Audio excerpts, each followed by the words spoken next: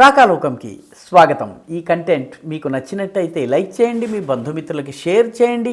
ఇప్పటి వరకు సబ్స్క్రైబ్ చేసుకోకపోతే సబ్స్క్రైబ్ బటన్ని నొక్కండి, అదేవిధంగా బెల్ ఐకాన్ని కూడా నొక్కండి. మిత్రులారా, నాలుగు వైపులా అరాచక పరిస్థితులు ఉన్నాయి. ఎవరికి వాళ్ళు ఏం చేస్తున్నారో తెలియనటువంటి అయోమయ పరిస్థితులు ఉన్నప్పుడు తెలివైన వాడు ఏం చేస్తాడు? తెలివైన వాడు తన సరిహద్దుల్ని గట్టిపరుచుకుంటాడు, తన ఆస్తుల్ని చక్కబెట్టుకుంటాడు, తన భూభాగాన్ని లేదా తనకు సంబంధించినటువంటి ఆస్తిపాస్తుల్ని కాపాడుకుంటాడు, కట్టడి చేసుకుంటాడు, కట్టుదిట్టం చేసుకుంటాడు. తెలివైన వాడు చేసే పనిది. ఇప్పుడు ఇజ్రాయిల్ ఇదే పని చేస్తోంది. సిరియాలో అరాచక పరిస్థితులున్నాయి, అస్థిర పరిస్థితులున్నాయి, అయోమయ పరిస్థితులున్నాయి. ఇవి మనకి తెలిసినటువంటి విషయమే. ఇంత మటుకు పరిపాలించినటువంటి 54 సంవత్సరాలు పరిపాలించినటువంటి బషర్ అల్ అసద్ కుటుంబం ఏదైతే ఉందో కుటుంబము దేశాన్ని వదిలి రష్యాకి పారిపోయింది. ముందు తండ్రి పరిపాలించాడు, తరువాత కొడుకు పరిపాలించాడు. కొడుకు ఇప్పుడు తన యొక్క మొత్తం కుటుంబాన్ని, ఆస్తిపాస్తుల్ని, డబ్బుల్ని తీసుకుని ఆయన దేశం వదిలి పారిపోయారు. ఇప్పుడు తిరుగుబాటు సేనలు, టర్కీ పంపిన సేనలు కొన్ని అయితే, అమెరికా మద్దతుతో ఉన్నటువంటి సేనలు కొన్ని అయితే, మిగతా కుర్దులకు సంబంధించిన సేనలు కొన్ని అయితే, ఈ అన్ని తమ తమ స్ట్రాంగ్ హోల్డ్స్, తమ తమ పట్టున్నటువంటి ప్రాంతాల్లో తమ పట్టును మరింత సుదృఢం చేసుకునేటటువంటి పనిలో ఉన్నాయి. అన్నిటికన్నా బలవంతమైనటువంటి తిరుగుబాటు సేన, దాని పేరు Hayat Tahrir al Sham. Sham అంటే సిరియా. సిరియాని ఉర్దూ భాషలో, అరబిక్ భాషలో షామ్ అని పిలుస్తారు. సిరియా అనేది బ్రిటిషర్లు పెట్టినటువంటి పేరు, అసీరియన్స్ నుంచి వచ్చినటువంటి పేరు అది. ఈ Tahrir al Sham, Hayat Tahrir al Sham అనేటటువంటి సంస్థ, దాని నాయకుడైనటువంటి అల్ గోలానీ, వీళ్ళు ఇప్పుడు డమాస్కస్లో ప్రవేశించారు, రాజధానిలో ఉన్నారు. ఈ రాజధాని చుట్టుపక్కల ప్రాంతాన్ని సుస్థిరం చేసుకుని మొత్తము సిరియా పైన అదుపు సంపాదించే ప్రయత్నం చేస్తున్నారు.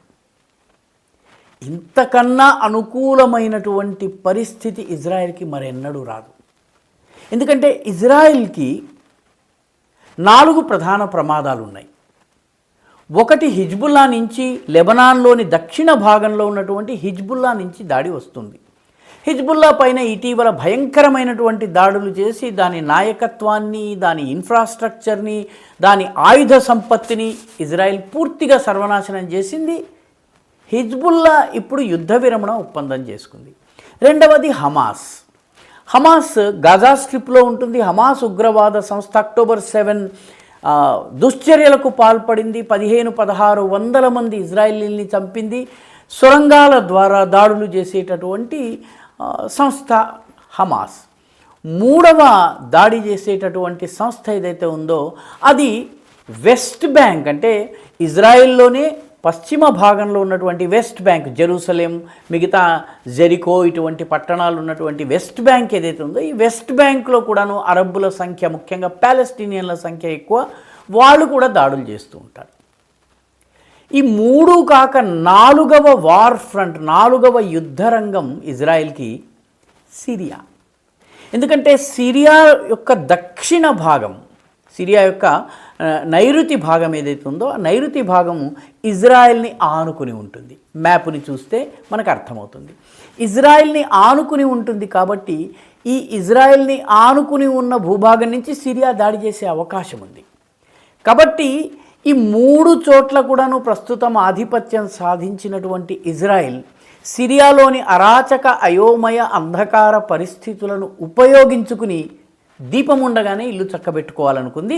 పిట్టపోరు జరుగుతుంటే పిల్లి తీర్పిచ్చినట్టుగా తన వంతు పనిని తాను చేసేసుకుంది. ఇటు సిరియాలో అరాచక పరిస్థితులు ఉన్న సమయంలోనే ఇజ్రాయెల్ తన సైన్యాల్ని నడిపించింది. ఇజ్రాయెల్ తన సైన్యాల్ని సిరియాలో ఉన్నటువంటి గోలన్ హైట్స్ అనేటటువంటి ప్రాంతం ఉంది. సిరియా ఇజ్రాయెల్ సరిహద్దు ప్రాంతంలో గోలన్ హైట్స్ ఉన్నాయి. ఇది ఎత్తైనటువంటి ప్రాంతం. ఈ ప్రాంతాన్ని 1967లో ఇజ్రాయెల్ ఆక్రమించుకున్నది. 1967 తర్వాత 1981లో దాన్ని దేశంలో అంతర్భాగం చేసేసుకుని తన చట్టాలన్నీ అక్కడ వర్తింపజేస్తుంది. అంతర్జాతీయ సముదాయం ఇప్పటికీ దాన్ని సమర్థించటం లేదు, కానీ ఇజ్రాయెల్ దాన్ని తన భూమిలో అంతర్భాగం చేసుకుంది.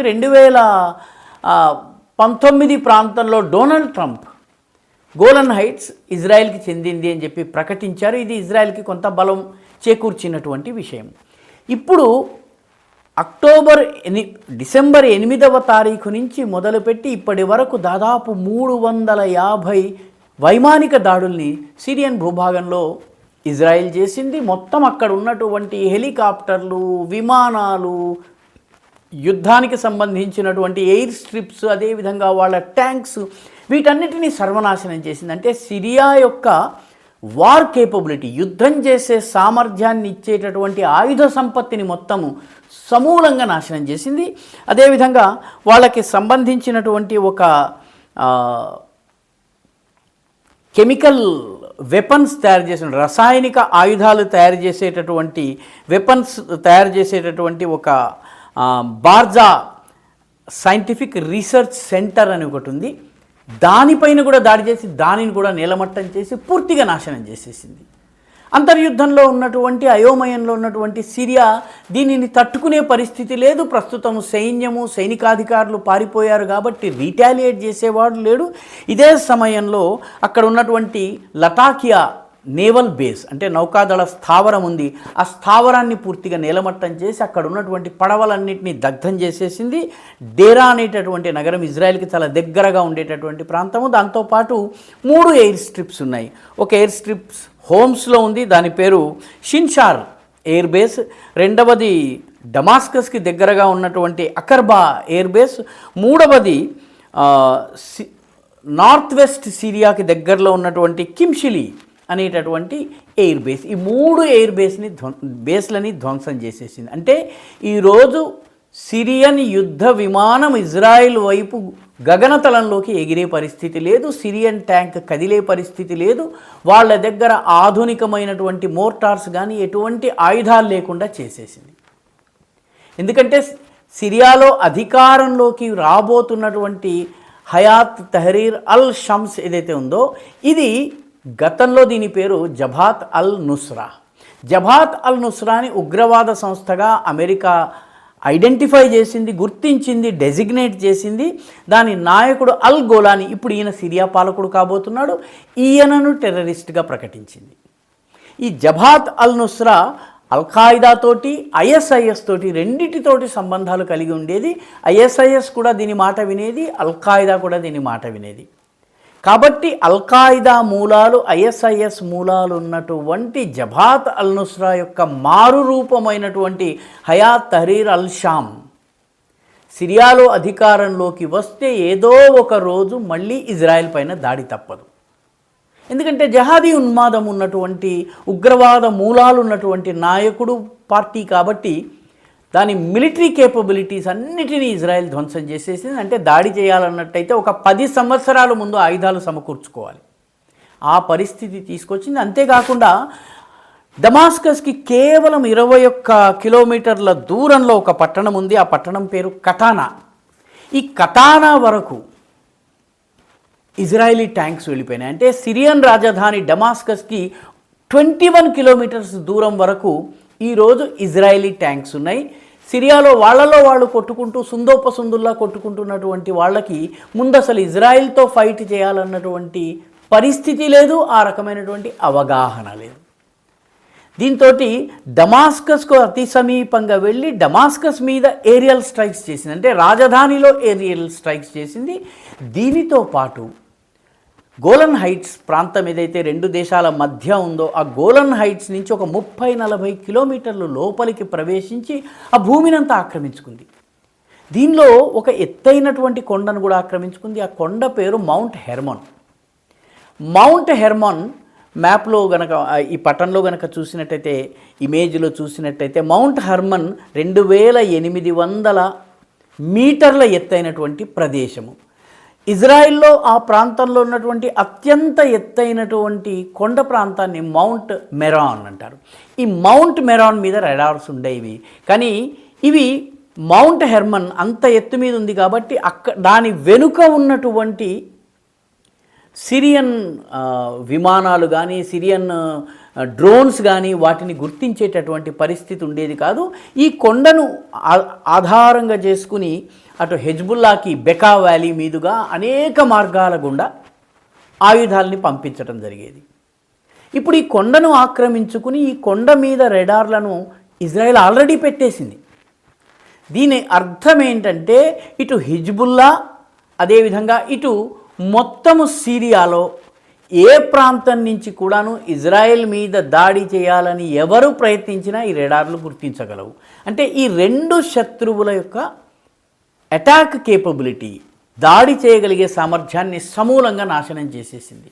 ఈ రకంగా 30 కిలోమీటర్ల వరకు లోపలికి వచ్చింది. డమాస్కస్ని థ్రెటన్ చేస్తోంది ఇజ్రాయేలీ ట్యాంకులు. దీని అర్థం ఏంటంటే రేపటికి మళ్ళీ ఆయుధాలని సమకూర్చుకుని ఇజ్రాయెల్ పైన దాడి చేయాలన్నటువంటి సాహసం అల్ గోలానీ కానీ లేకపోతే హయాత్ తహరీర్ అల్ షామ్ కానీ చేయకుండా ఇజ్రాయెల్ తనకి సంబంధించినటువంటి సరిహద్దుల్ని బలోపేతం చేసుకుంది. కాస్త ముందుకొచ్చి శత్రు భూభాగంలో కూడా ప్రవేశించి ఆ భూమిని తన అధీనంలోకి తీసుకుంది.